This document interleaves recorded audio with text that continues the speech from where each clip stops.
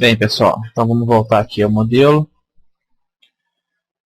Já está começando a blocar as principais partes do rosto. Então vamos dar uma olhada ao redor de como é que ele está ficando. Vou aqui escolher outro material. Gosto desse material vermelho, básico do ZBrush. Às vezes você tem uma noção como as vão estão funcionando. E depois eu volto para o Grey Clay Extra, que é um material que eu acho interessante para estar esculpindo. Então, se vocês olharem bem, o rosto já está com uma definição interessante. Vamos começar. Ele está começando a pegar a expressão do personagem, né? Então vamos aqui suavizar um pouco as partes que eu já tinha afundado, aqui do contorno do nariz. Vamos usar o Smooth para isso.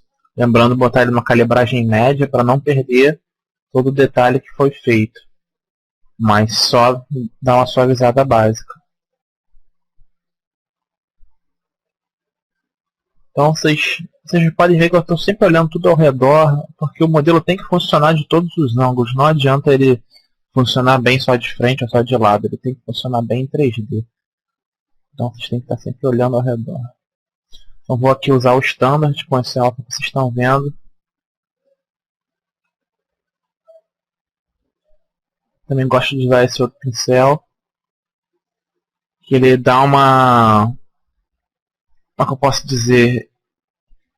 Ele levanta e afunda a malha, só que ele é mais solto, assim, ele é mais irregular. Então isso é bom para vocês estarem fazendo certas definições no rosto humano e na pele, porque nem sempre a pele humana não é lisa, o rosto também não é liso. O que faz a gente ser humano são as imperfeições.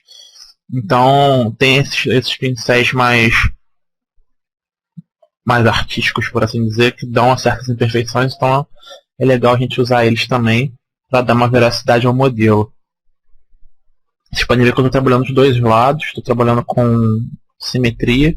Eu quero que o rosto dele seja bem simétrico mesmo nessa parte, nessa blocagem, para ganhar tempo, né? E quando eu for fazer o modelo, a retexturização dele, eu não vou clonar os dois lados do rosto, principalmente porque eu vou dar uma expressão para ele. Mais nas aulas mais pra frente vocês vão ver que eu vou optar por botar ele com um sorriso meio sarcástico e tal, então por isso eu texturizei a cabeça dele inteira e não só uma parte para copiar para o outro lado. Então, por enquanto, aqui eu estou trabalhando com a simetria ligada.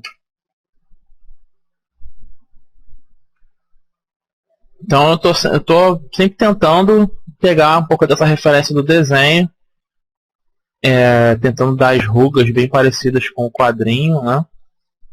Com a arte desse desenhista que ilustrou o quadrinho do Green Old Man,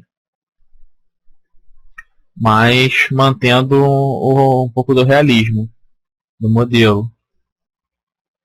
Então eu vou aqui desenhar aqui a região muscular das sobrancelhas, definir elas bem.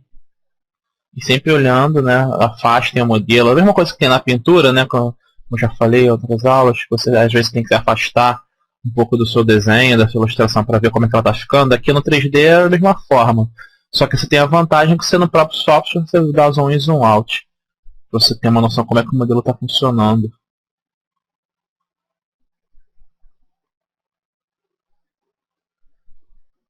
Então vamos dar uma suavizada também. Sempre vão trabalhando assim. Vocês vêm abrindo certas áreas, dá uma suaviza, depois abre de novo. Porque no rosto humano é muito difícil você ter umas rugas muito bem marcadas, sabe? Isso aí a gente vai deixar mais aqui pro final do modelo, quando a gente já for utilizar uma foto de um rosto humano mesmo, de um idoso, para trazer esses detalhes. Essa parte aqui que nós estamos agora é mais a blocagem muscular, a definição de volumes do rosto humano, do personagem. Então vou começar aqui a definir o pescoço também, usando o Standard. Com o Alt pressionado você vai cavando, né? E vai definindo aqui as áreas do pescoço do personagem.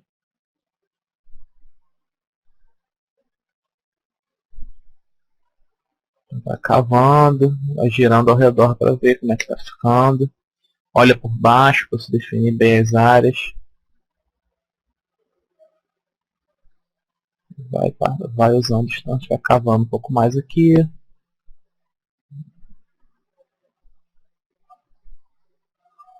Também aqui o contorno. São as veias, né? A carótida, se não me engano. Que passa aqui pelo pescoço. Você pode ver essa hora que eu não estou nem usando referência, porque o ideal seria que eu tivesse uma referência muscular nesse momento, para essa definição dos músculos. Mas eu estou tomando como exemplo aqui a referência mesmo do quadrinho, porque esse desenhista ele tem um traço bem realista. Mas vocês vão ver que mais pra frente eu ainda vou dar uma mexida nessa parte. Que isso aí é só para eu ter uma definição geral do rosto e do busto, né, por assim dizer, do personagem e dos músculos principais. Mas o ideal é que vocês sempre trabalhem com a referência real anatômica e não só a questão do desenho. Tenham sempre isso em mente. Sempre que vocês estiverem fazendo blocagem muscular, trabalhem com músculo. Esse caso eu estou usando o quadrinho porque o meu objetivo é fazer um modelo que seja próximo daqui, ó. Próximo dessa arte, que lembre um pouco o personagem do quadrinho. Mas não recomendo para vocês que estão começando, estão aprendendo, tentar reproduzir em 3D realista uma coisa que é pro quadrinho ainda. Comecem mesmo trabalhando tentando reproduzir o corpo humano. E a partir... É como a gente fala em ilustração. A partir do momento que vocês dominarem a anatomia humana, vocês podem inventar coisas. Aí vocês podem inventar músculo, inventar qualquer outra coisa, se esse for o objetivo de vocês. Mas só depois vocês terem dominado a anatomia, sabe? Por isso que às vezes na escola, na própria faculdade, na FRJ, tem muito essa discussão. O cara que quer fazer ilustração infantil de bonequinho de pauzinho não precisa saber a anatomia? Não, precisa sim. Porque a partir do momento que ele domina a anatomia humana, ele pode inventar melhor as coisas. O Picasso mesmo foi assim. Se vocês olharem os trabalhos dele do início da carreira, ele tinha um traço completamente realista. Ele pintava quadros clássicos e tal. Porque essa foi a formação dele. Ele teve a formação artística básica. E aí depois que ele tinha dominado o clássico, aí que ele criou aquele estilo dele mais solto, com as formas mais abstratas, mas porque ele já tinha o domínio do clássico. Então, para a escultura e para o universo 3D, as regras são as mesmas. Entendeu? Vocês têm que dominar o clássico, saberem reproduzir o clássico, para depois vocês estarem inventando o próprio estilo de vocês, se esse for o objetivo. Eu, particularmente, gosto mais de fazer coisas bem realistas mesmo. Então, eu tentei dar para esse personagem um tom realista com cara de quadrinho. Mas se vocês repararem, quando o modelo estiver finalizado, a anatomia dele está toda correta, não tem nada inventado. Aqui a orelha eu estou só fazendo uma blocagem básica dela, novamente com base aqui no desenho. Vocês vão ver que nas próximas aulas eu vou usar uma referência fotográfica mesmo, humana, para dar o detalhamento final. Aqui eu só estava definindo os volumes mesmo. Porque me incomoda às vezes ver o personagem sem orelha e tal, sem olho. Como eu já falei para vocês, a cabeça é uma das partes mais importantes do modelo. Então, para mim, pelo menos, quanto antes vocês puderem definir ela, a blocagem principal dela, já é bom. Porque você já consegue se identificar com aquele personagem, já consegue ver que ele respira, né? Então, podem ver que tá mais ou menos. Vai melhorar um pouco ainda pra frente a partir do momento que a gente botar a nossa referência fotográfica.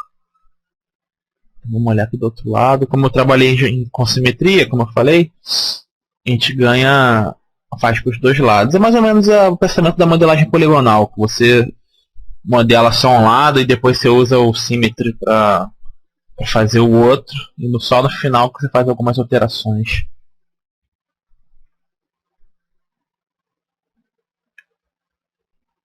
E outra coisa que eu sempre digo é para vocês trabalharem bem a simetria para depois quebrarem ela.